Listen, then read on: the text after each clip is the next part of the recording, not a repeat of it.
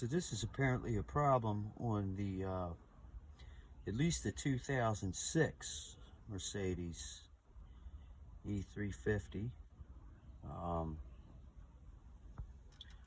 This looks like a plug right here. A friend of mine said you might want to pull the plug. Of course, there's not. Yeah, it's a plug. I have to get something to dig out of there. But most of the water, because when you park, you're kind of parked on the right side of the street in the U.S. You know, you have a kind of like a gutter here that makes the car tilt a little bit to the passenger side. So all the water runs right over here toward the battery, the BCM and all that. That might be why we see corrosion so often on these pins and the connector here. And it just rained yesterday afternoon. We had a pretty good downpour. This is the most I've seen in it yet. Back down into here. Now, this carpeting right up in here is a little wet, okay? And it's making me wonder where this water's coming from. I'm wondering if there's some kind of weep holes here that need to be cleaned, or doesn't look that bad. I mean, it could be, but to me, I've seen it a lot dirtier seals here. A little bit of corrosion here. So I don't know, man. Reading the forums and all that, the MB world and all that, this seems to be something that happens. I can't imagine how in the hell Mercedes-Benz would overlook something like this. Even down here, you can see a little rust right here. Corrosion. This, as far as I'm concerned, somewhere like this, where you have your battery and all these other components and connections and fuses and battery control module. This should be bone dry. Even the tools that are usually stowed in this spare tire compartment are rusted. So I don't know what to do with this. I'm gonna have to look into it more, and we're having electrical problems here. I'm trying to determine whether to get a battery. We have the red light, you know, it says visit workshop, which from what I understand is indicative to the auxiliary, but now we're getting to the point where we have no cranking, and we don't have enough power, enough voltage to crank this thing over. We've had to give it a hot shot a couple times now, and so I'm down to like possibly a battery, but I got a couple more connections to look at, to tighten up. All this was done, believe it or not, and it looks like it may be already starting to get some corrosion, but they're pretty clean. They're tight connections. I cleaned them with the spray, cleaned all the terminals, cleaned the top of the battery, cleaned the clamps, cleaned all these connections. These actually were pretty rusty with the spray, you know, the stuff that turns pink when it detects acid.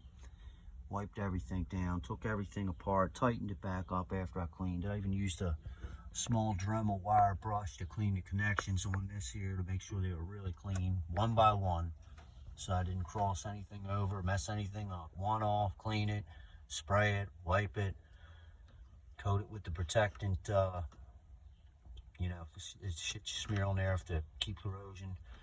Tighten it back up. Did the next one, same thing. Next one all the way down, so I didn't cross anything over, just to double check it, just to be safe. On the safe side, and got up to the front auxiliary battery.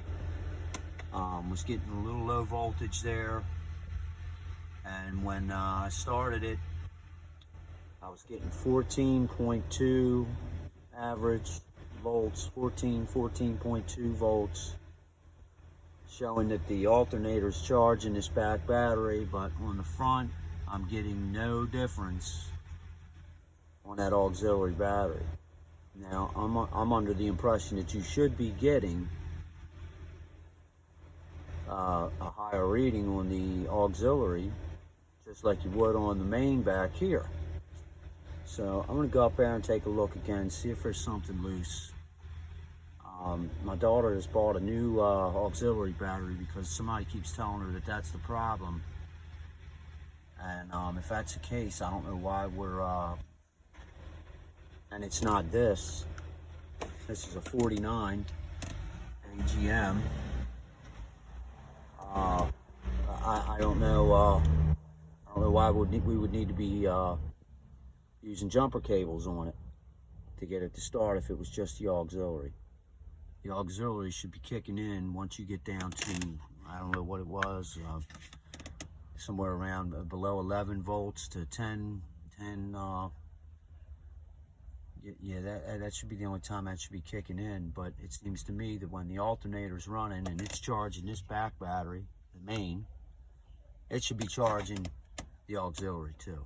And I've looked at some other testing online, some guys that have been running tests on theirs, and their auxiliaries are showing same, about 14.2 volts with the engine running. The alternator is charging it.